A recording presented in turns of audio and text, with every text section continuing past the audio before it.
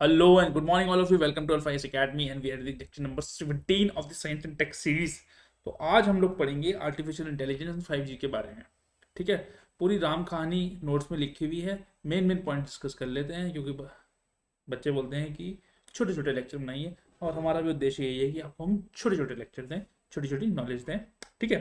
तो भैया emerging technologies की हम बात कर रहे थे, तो अब आर्टिफिशियल इंटेलिजेंस आजकल सब एआई की बात कर रहे हैं कि भैया एआई क्या है. देखो एआई क्या है. जो आप सोच रहे हो, जो कॉग्निटिवली आप काम कर रहे हो, उसको जो है कंप्यूटर काम कर ले रहा है आपका. ठीक है. तो उसको क्या होगा, आर्टिफिशियल इंटेलिजेंस.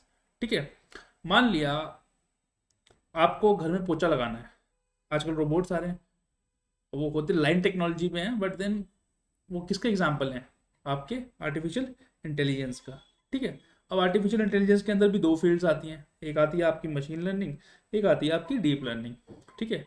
अब ये दोनों में क्या अंतर है. ये दोनों ही पार्ट जो है किसके हैं, आर्टिफिशियल इंटेलिजेंस के. ठीक है. तो आर्टिफिशियल इंटेलिजेंस की अगर मैं डेफिनेशन की बात करूं तो it refers to the ability of any machine to think, सोचने की क्षमता, परसीव करने की कि आप उसको कैसे लेते हैं, learning and problem solving like a human, human की तरह काम करते हैं. That is why it is called as artificial intelligence. दो फील्ड्स हो गई, एक आपका मशीन लर्निंग, एक हो गया आपका डीप लर्निंग. दोनों में फ़र्क क्या है, दोनों में कुछ फ़र्क नहीं है. दोनों आर्टिफिशियल इंटेलिजेंस की फील्ड है. मशीन लर्निंग में क्या होता है भैया, अब इतना डाटा आ रहा है, इतना डाटा आ रहा है. मान लिया मैं देखता हूँ कि एक रोड पर डेली मेरे पास डाटा आता है कि कभी 50 गाड़ी जा रही है, कभी 80 गाड़ी जा रही है, कभी 90 गाड़ी जा रही है, कभी 100 गाड़ी जा रही है. लेकिन 100 गाड़ी से ऊपर कभी उस रोड पे नहीं गई, और 50 से कभी नहीं गई. तो अब ऐसी स्टडी करने में तो बहुत टाइम लग जाएगा. तो हमने क्या बना दिए, एल्गोरिदम्स बना दिए. एल्गोरिदम्स की मदद से जो होता है, कंप्यूटर खुद ही लर्न करता रहता है, सेल्फ लर्न करता है. इसीलिए इसको मशीन लर्निंग बोलते हैं कि वो जो है डेटा सेट्स को आइडेंटिफाई करता है, उनके अंदर जो पैटर्न्स होते हैं उसको आइडेंटिफाई करता है, और आपको एक रिजल्ट देता है, या आपको एक कॉन्सिक्वेंस या कोई भी चीज आउटकम देता है. ठीक है. इस विदाउट इसमें ह्यूमन इंटरवेंशन होता है, क्योंकि आपको डाटा वाटा तो फीड करना ही पड़ेगा ना. ठीक है. अब मशीन लर्निंग के की भी आगे की दो हाथ आगे की चीज़ है डीप लर्निंग. पर डीप लर्निंग क्या होता है कि हमारे जो ब्रेन है उसके अंदर न्यूरल मैसेजिंग होती है, न्यूरॉन्स आपस में बात करते हैं. इसी को मिमिक करने के लिए आपने देखा है कोई एक्सपेरिमेंट चलता रहता है, वो बहुत सारे हेड में बहुत सारे वो लगा के रखते हैं गोले गोले से. बस वही डीप लर्निंग का एक पार्ट है. डीप लर्निंग में जो है हम कोशिश करते हैं कि जैसे हमारा माइंड वर्क करता है वैसे ही हमारा कंप्यूटर वर्क करे.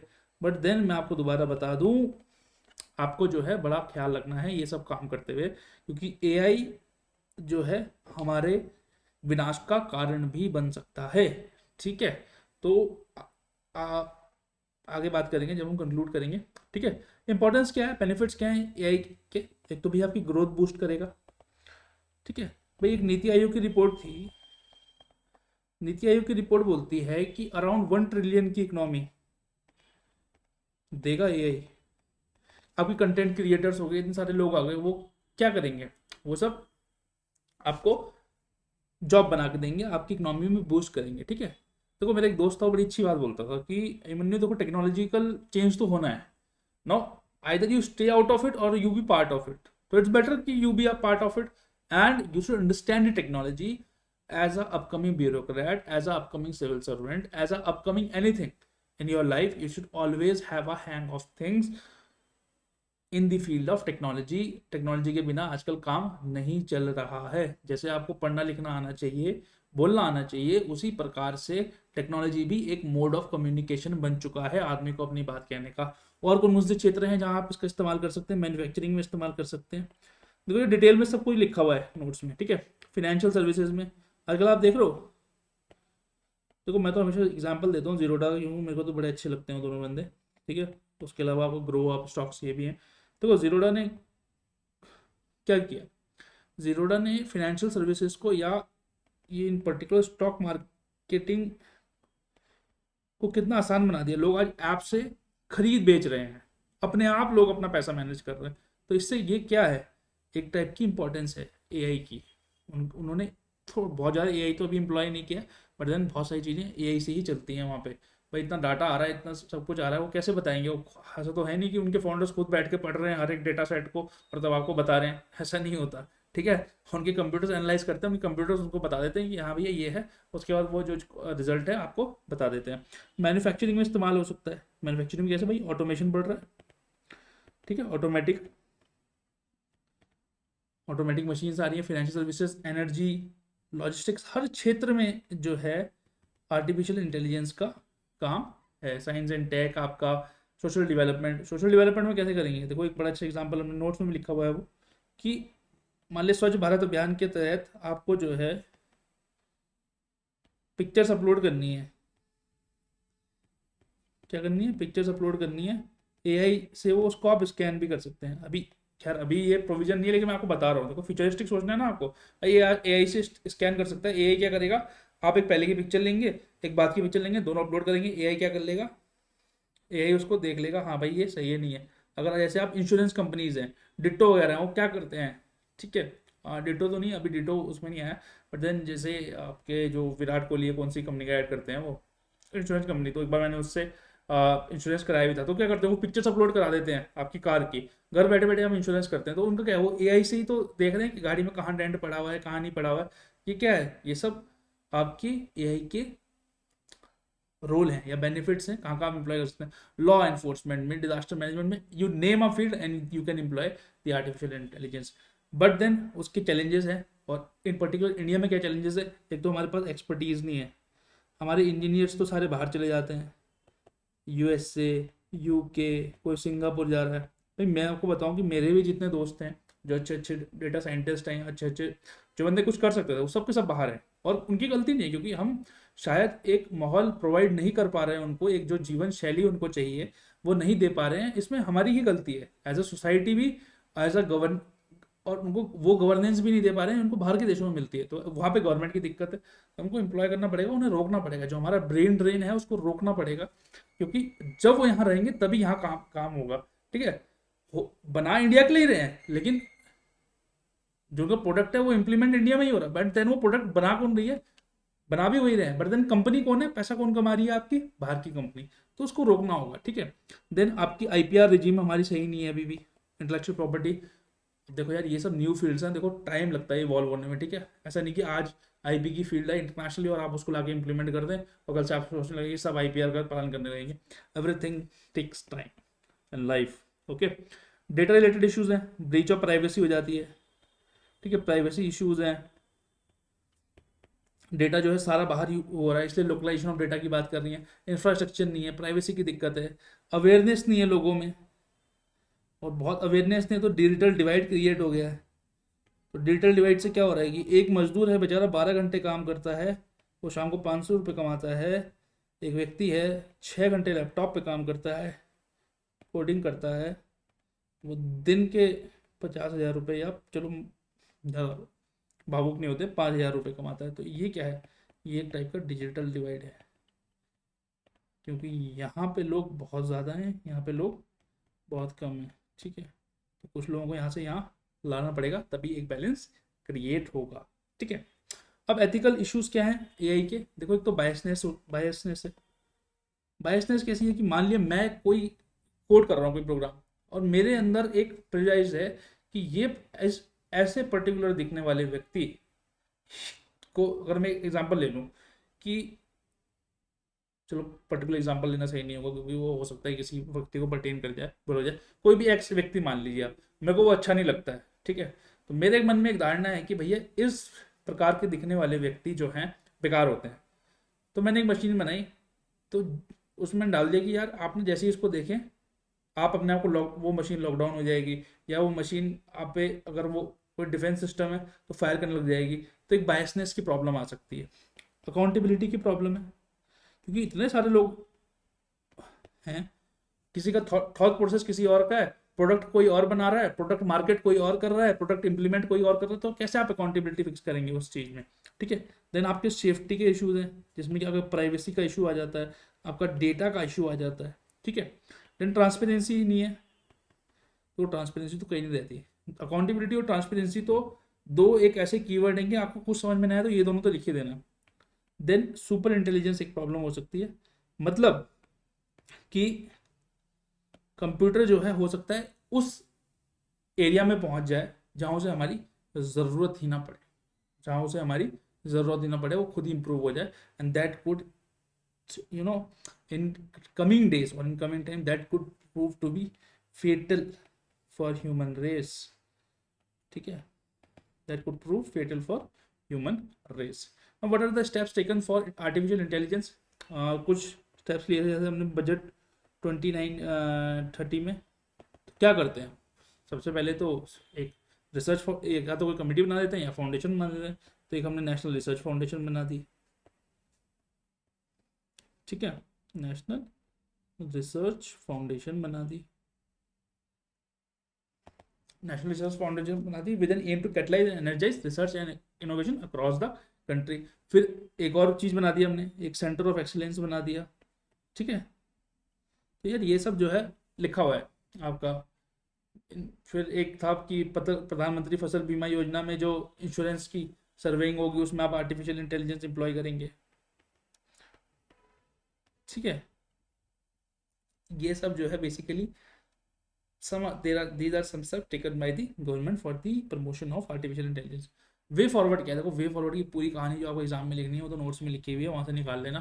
बट देन मैं आपको एक लाइन में इसका सार बनाता हूँ कि एआई ज़रूरी तो है, एआई को आप रोक नहीं सकते, बट देन एआई को आपको रेगुलेट करके रखना है। मैं यहाँ लिख रहा हूँ बड़ा बड़ा, क्योंकि टेक्नोलॉजी जो है वो ह्यूमंस के लिए है, ह्यूमंस टेक्नोलॉजी के लिए नहीं है। हमेशा ये बात आप अपने दिमाग में रखिएगा कि टेक्नोलॉजी जो बनाई गई है वो हमने बनाई है, वो हमारे लिए है, हम उसके लिए नहीं है। Always remember this thing. अब बात करते हैं 5G टेक्नोलॉजी की, कि 5G टेक्नोलॉजी क्या है। 5G में जी क्या होता है, देखो जनरेशन होता है सबसे बड़ी बात तो आपको लगेगा ये क्या मजाक है, बट देन लोगों को नहीं पता होता। तो हमारे पास क्या था, पहले 1G था तो उसमें एनालॉग टेक्नोलॉजी थी, 2G था उसमें डिजिटल टेक्नोलॉजी आई, 3G में वायरलेस कैपेबिलिटीज आई, 4G में phone became computers and 5G में अनपैरेलल लेटेंसी। मतलब लेटेंसी मतलब कि जितना सिग्नल, लेटेंसी मतलब कि उसकी सिग्नल पावर बहुत तेज है, डिले बहुत कम आता है, delay is very very low in 5G। तो 5G में कौन सी टेक्नोलॉजी इस्तेमाल होती है, हमेशा याद रखना, OFDM। OFDM का मतलब होता है ऑर्थोगोनल फ्रीक्वेंसी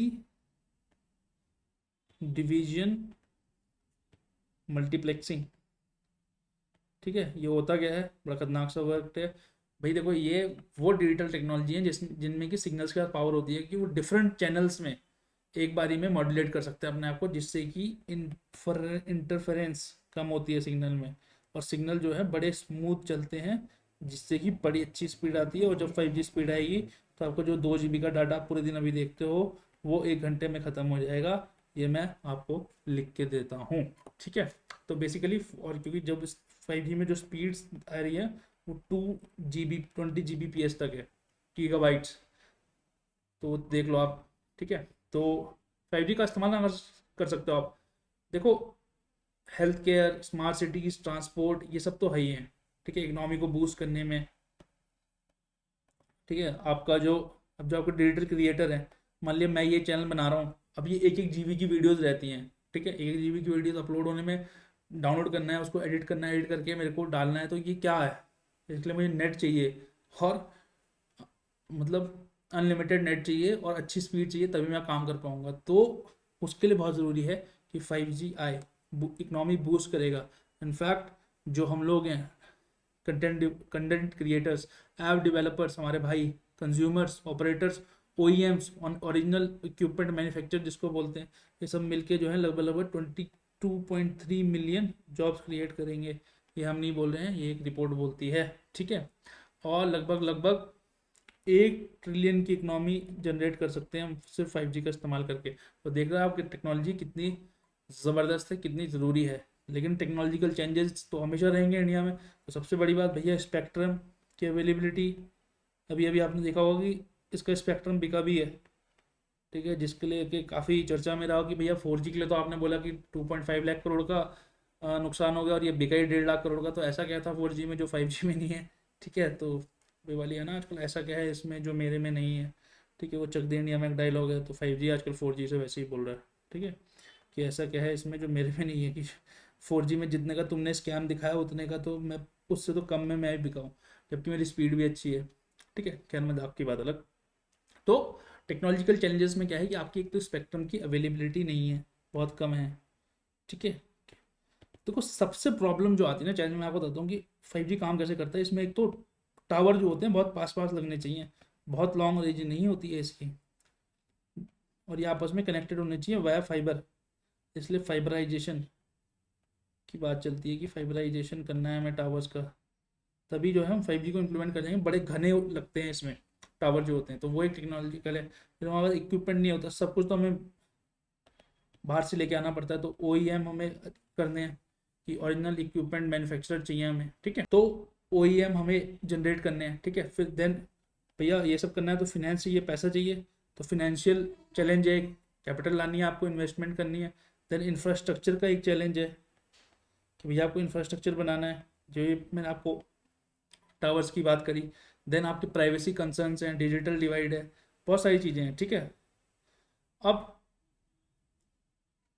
जो है सरकार ने कुछ